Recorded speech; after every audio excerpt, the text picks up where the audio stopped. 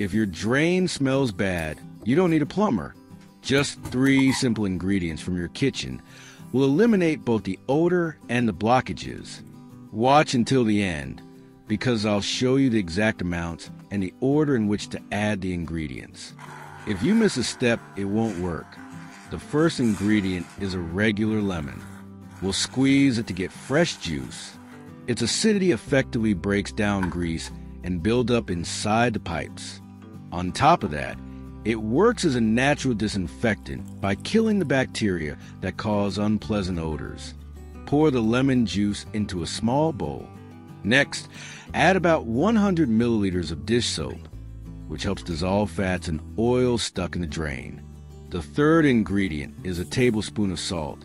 Salt works as a gentle abrasive and a natural antiseptic, helping to scrub away residue, fight bacteria, and reduce bad smells. And finally, I'll show you one extra trick that makes this drain cleaner even more powerful. Mix everything together thoroughly. The thicker the mixture, the better, because it will stay longer in the pipes and keep breaking down buildup and bacteria that cause odors. Before you go to bed, put a spoonful of baking soda directly into the drain, then pour in the prepared mixture. The reaction between the baking soda and lemon juice creates fizzing action that dissolves deposits and kills bacteria.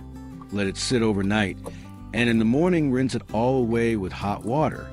It's important to note that this method won't remove severe blockages caused by hard objects, but it will soften buildup and prevent new clogs from forming. If you repeat this process twice a month, your drain will stay clean and odor-free. Friends, let me know in the comments where you're watching from. I love meeting people from all around the world.